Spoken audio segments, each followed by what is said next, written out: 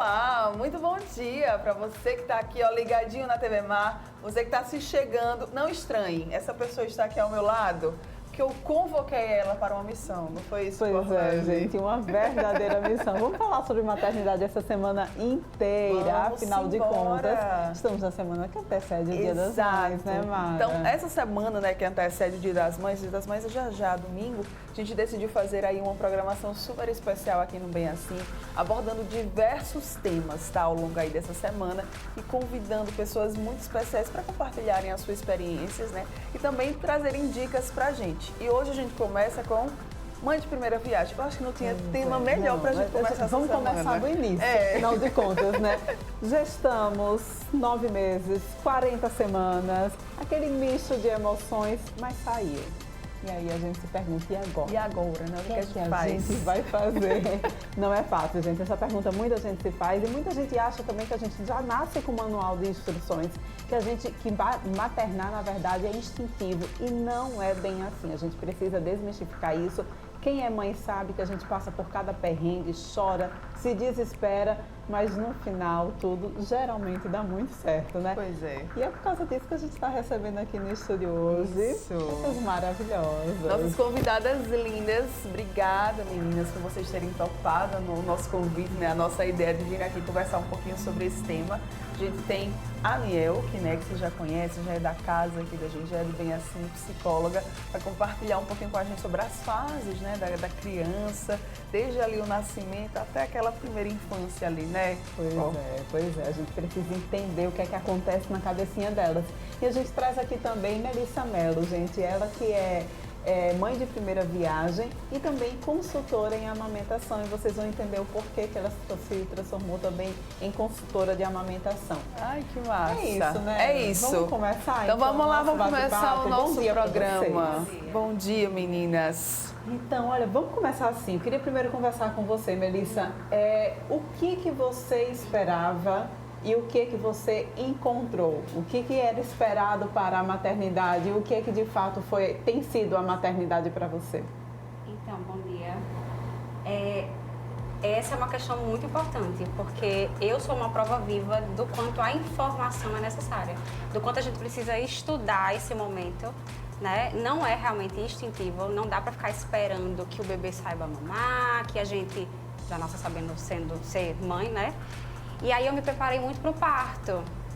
E até então eu não tinha esse mundo da consultoria de amamentação. Me preparei demais para o meu parto, porque eu queria um parto humanizado, enfim.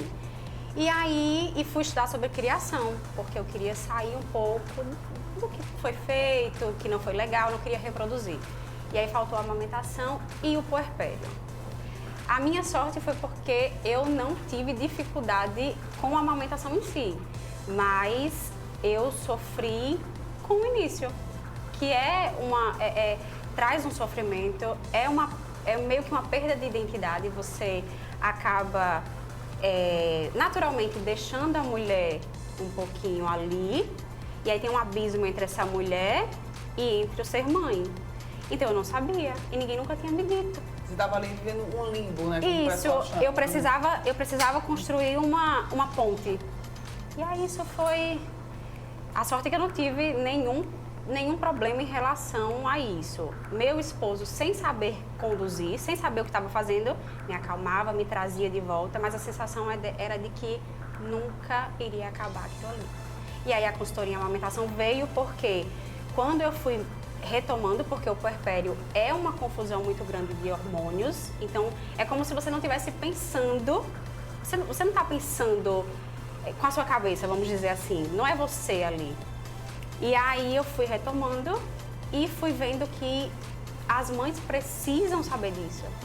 E aí os estudos que eu tinha para o meu filho, eu comecei a ampliar para poder prestar assistência para outras mães. Tanto na parte de criação como na parte de amamentação.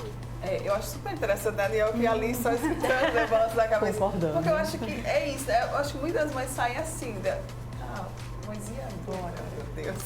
Agora o que fazer?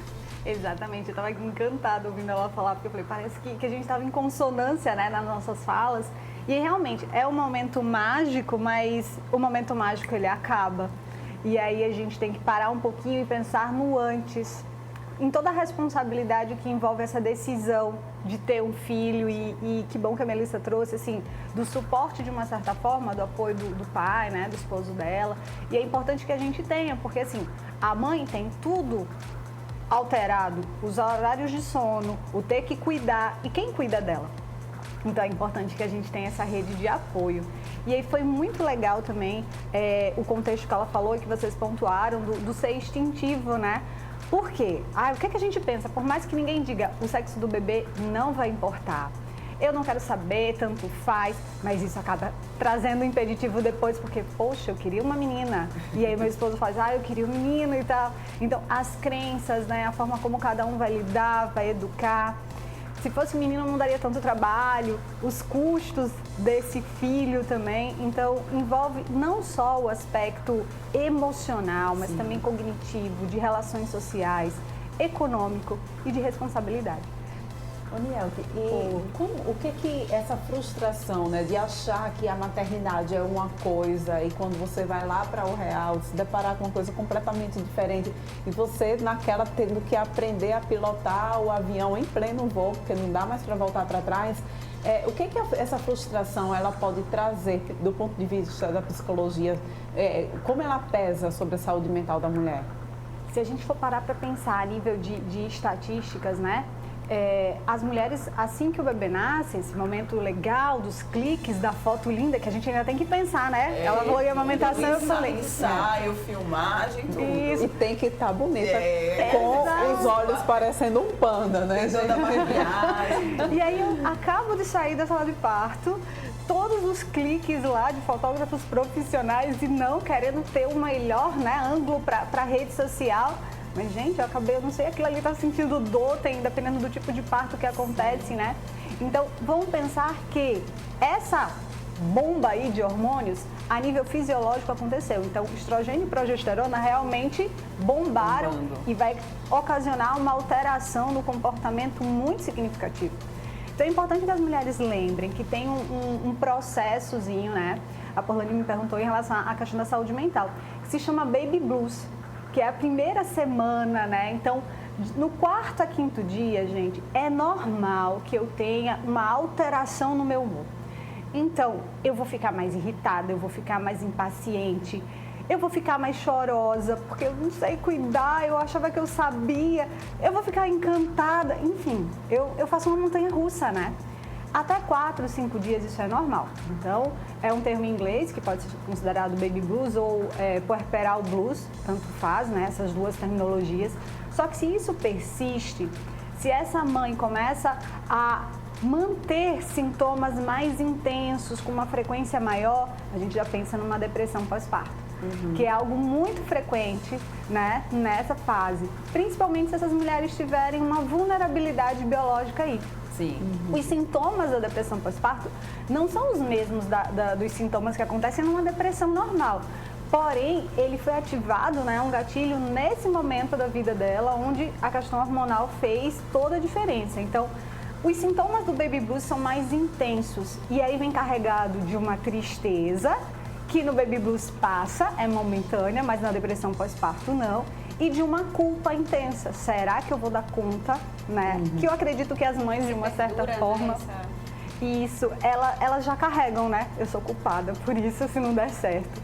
E tem um outro nível, né, na saúde mental, que é uma prevalência bem menor, mas que também é muito preocupante, que é a psicose puerperal, onde apresentam sintomas de alucinações, delírios.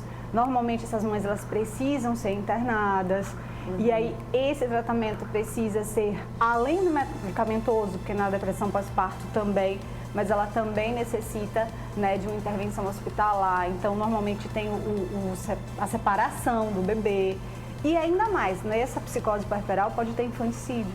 Então é um agravante que a gente precisa ter cuidado. Pois é, só antes da Mel, eu queria que a Mel falasse um pouquinho do relato dela, né, desse ponto. Eu queria até trazer aqui para vocês alguns dados que Nielke tinha me passado antes do programa, né, que é sobre essa questão da prevalência da depressão na gravidez. 7,4%, né, no primeiro trimestre, 12,8% ali ó, no segundo trimestre e 12% no terceiro trimestre. Em adolescentes, achei até muito interessante esse dado aqui, tá? Foi verificada a prevalência entre 16% e 44%, 2 vezes mais, né, elevado do que nessas gestantes que já são mais adultas, né, já são adultas. Pois é, a gente estava aí com a imagem, joga a imagem de novo, Emerson, por favor.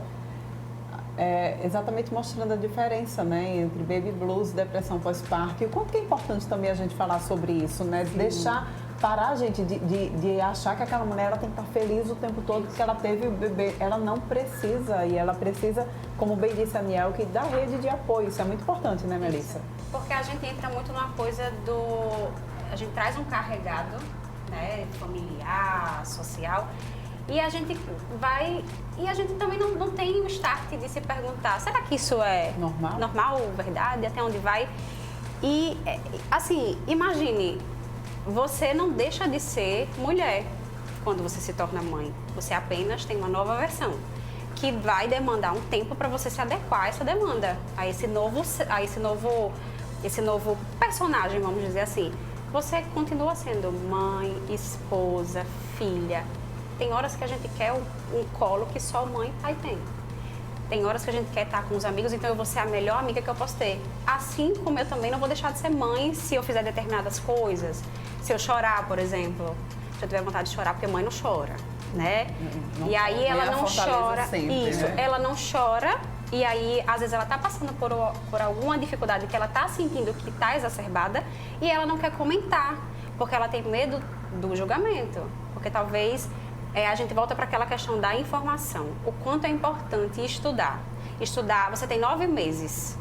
Então, não são 9 meses para você ficar deitada, engordar, dizer que está enjoada. Isso acontece, mas você não está doente. O seu bebê está em pleno desenvolvimento e você precisa se desenvolver também para o futuro, né? Pensar como é que vai ser depois. Então, estudar sobre parto é muito importante, sobre a amamentação, sobre o puerpério e tudo que essa nova vida que é o bebê vai trazer. Porque aí, quando você passar, você não está mergulhando no escuro. Né? Isso não vai fazer com que você não... então eu vou estar imune, não. Mas você vai estar sabendo. Tipo assim, você vai estar num lugar escuro, mas você está meio que ambientado. Peraí, isso aqui eu preciso pedir ajuda. Não, isso aqui eu consigo levar. E assim a gente vai vivendo. Pois é, e aí a gente fala muito sobre maternidade real, né? Muito se fala sobre isso, maternidade real. E a Aniel, que tocou aí num assunto muito interessante, sobre os cliques, as fotos, as redes sociais, né? Os meios sociais. O que é essa tal dessa maternidade real e qual a importância dela realmente ser debatida de forma ampla, né? Que ela seja de forma amplificada. Inclusive nas redes sociais também, que a gente vê sempre um lugar para tanto glamour que não funciona tão bem assim. E aí nas redes a gente vê o eu ideal, a mãe ideal, a mãe que não erra, a mãe que está sempre lá presente, sendo carinhosa, mas a mãe chora, a mãe tem medos. A mãe pode, de repente, não estar querendo expor aquele filho na rede social, mas aí vem, o baby born. Todo mundo tem que fazer esse ensaio fotográfico, é o Dia das Mães. Então, achei muito importante quando ela disse esse respeito, esse cuidado. Eu preciso que essa mãe, ela tenha muito clara essa identidade dela, né? Do tipo assim, que tipo de mãe eu quero ser? E aí a gente precisa lembrar que nós seremos mães baseado no modelo que nós tivemos. Então, as nossas relações, ela é uma construção, é tipo uma árvorezinha genealógica. E quando a gente vai observar, você está fazendo aquelas frases, né? Básicas, assim. Droga, eu tô sendo igual a minha mãe. Me tornei quem eu mais temia, né? Olha, você não é todo mundo, Agatha. Exatamente. E aí, vamos lá. É importante ter esse clique se você quiser, se você se sentir à vontade para fazer. E não tem problema se o seu cabelo estiver um pouco desalinhado, porque a mãe não tem tantos tempos, tantos horários assim disponíveis. Sim. Sem contar com todos os papéis que ela realmente vai ter que desempenhar e como é que ela vai lidar com tudo isso. Então, mamãe, calma, né? Eu vivo dizendo isso para mim o tempo todo, que eu ainda não sou mãe, sou uma mãe tentante. E aí eu acredito que a gente precisa lembrar que nós somos seres humanos. Então, como seres humanos, nós erramos. Então, nós também iremos errar como mãe, mas assim, a gente tenta ir lá e tentar consertar. A mãe ideal, essa não vai existir. Só um comercial da margarina, né? Mas a mãe real é essa que a gente vê no dia a dia, que vai estar com o cabelo desalinhado, que vai estar com o seio dolorido, machucado na hora da amamentação.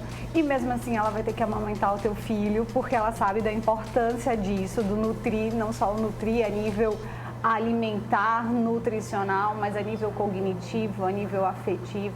Então é importante a gente desconstruir essa ideia, tá? A mãe real é a mãe que trabalha, é a mãe solo, que infelizmente nem sempre vai ter o apoio do pai, né? Vai ser aquela mãe que descobriu que estava grávida e infelizmente a relação acabou, tá? E aí ela vai precisar conduzir isso adiante, essa mãe precisa de todo o nosso respeito, de todo o nosso carinho. E a gente acaba percebendo que isso acabam sendo dados e estatísticas, né, que aumentam essa questão da depressão. São fatores psicossociais que acabam interferindo, vão interferir no desenvolvimento cognitivo. Quando a Mara trouxe o dado em relação às adolescentes, vamos pensar, uma adolescente é ideal para ser mãe? Pois é. Mas é a nossa realidade de Brasil. Nós temos 20% dos bebês que nascem são filhos de adolescentes. Nossa, de adolescentes do 9º ano, para ser mais precisa, segundo uma pesquisa que foi feita Ali, aqui no Brasil. ainda do ensino médio propriamente, né? Gente, é um número muito alto. É um fator de risco preocupante para a gente. E é esses bebês dessas mães reais que ainda estão em fase de desenvolvimento. Então, elas estão se desenvolvendo e ainda por cima... Exatamente, são mentes em desenvolvimento que precisam cuidar de outra mente que está nascendo, gente. Olha que loucura, né? Enquanto você falava, eu sou mãe de 3. É mãe de terceira viagem. Terceira viagem, viajar, porque eu gosto de viajar. Gosto de viajar.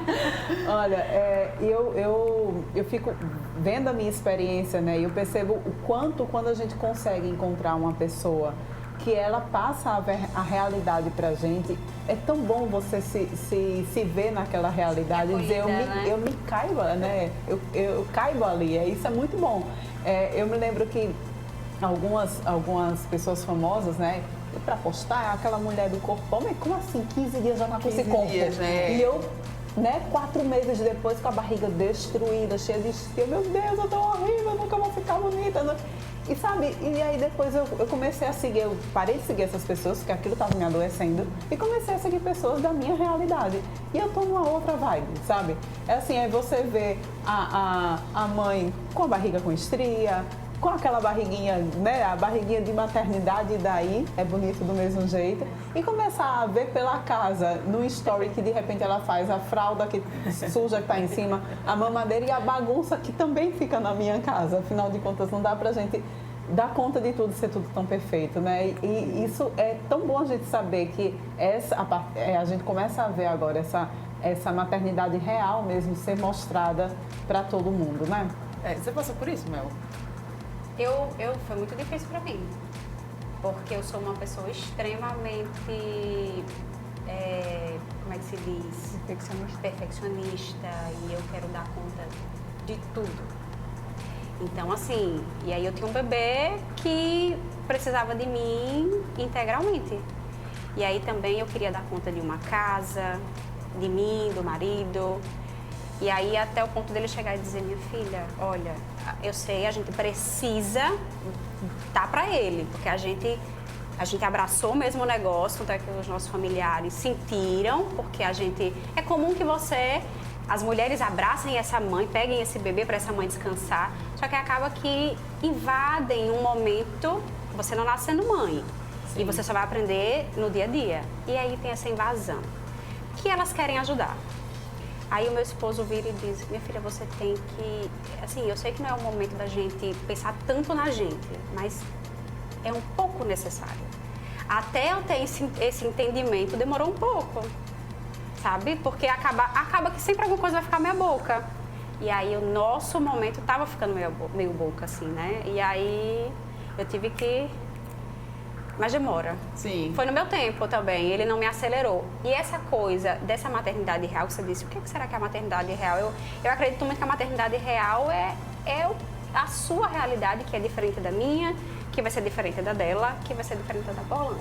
Mas aí, o que a gente também não pode ficar se prendendo, eu acredito nisso, é que sempre tem essa expectativa e essa realidade. A gente também não tem que se prender absolutamente àquela mãe que é normal, é natural, é esperado, que também não é para ela receber, nem ela se julgar, nem ela receber o julgamento de que está desajustada, que é normal, o corpo ainda está, você demorou 9 meses para gestar. Você quer que em 1 mês tudo volte? Não vai.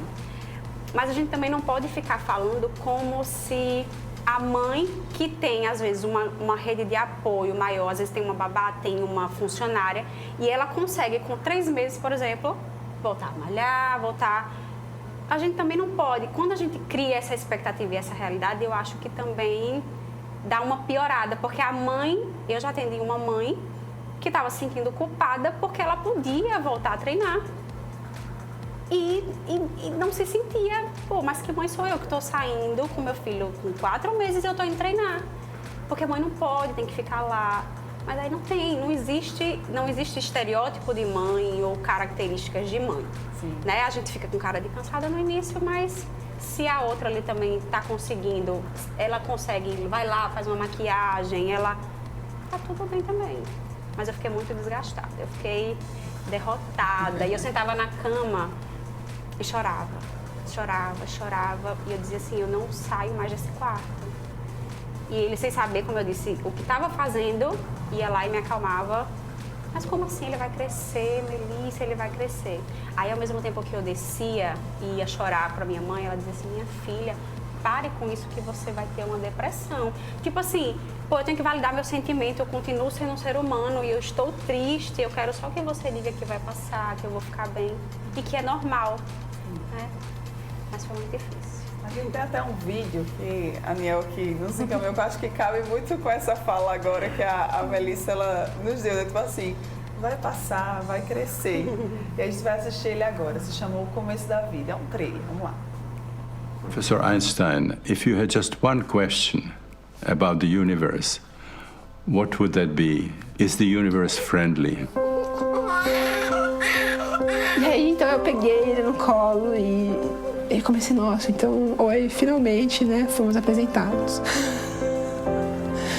Você que estava aí dentro, eu que estava aqui fora.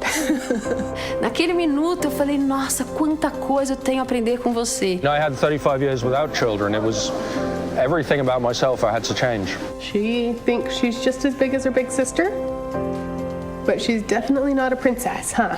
Every second, the brain is making between 700 and 1,000 new connections. Up until about 6 months of age, babies are citizens of the world. They can hear the distinctions in every single language. The first few years is very much like building the frame of a house. So you're constructing the framework upon which everything else will develop. Acho que a partir do momento que abriu o olho, já tá sentindo desde da barriga mesmo, que já vai chutando. Vai, meu, esse espaço aqui tá ficando pequeno, cara. Those babies in the first 5 years are ultimately plastic to whatever experiences come in. Instead of thinking of them as being blank slates or living in a blooming, buzzing confusion, really, we're now realizing that they're the best scientists and the best learners that we know of in the universe.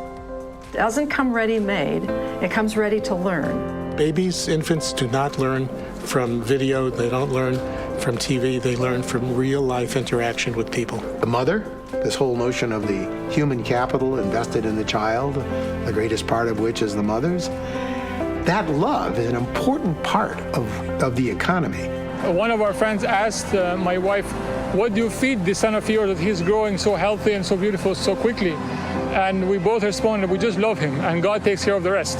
When kids don't get that, what happens is that they feel they don't have any mastery over the world, that they may feel stressed. That kind of neglect can seriously impact brain development and behavioral development later. Children are recognizing novelty in the most mundane things.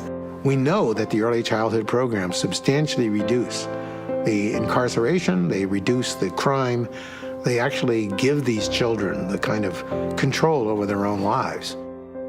Well, you can't do that with a brain. You can't kind of tear it down. You can't start over. So you have to work with what's been built in the beginning. Yes, it costs money, but the cost in the first 5 years is a lot less than the cost of treating problems later. If you get the child, you get the man. Raising children is not a science. It's an art. What I like to tell them it's not those toys. Don't worry about having those little technologies and being able to afford those things. It's you. You're the most important thing in that child's life. It's that connection that you build between you and your child that means all the difference in the world.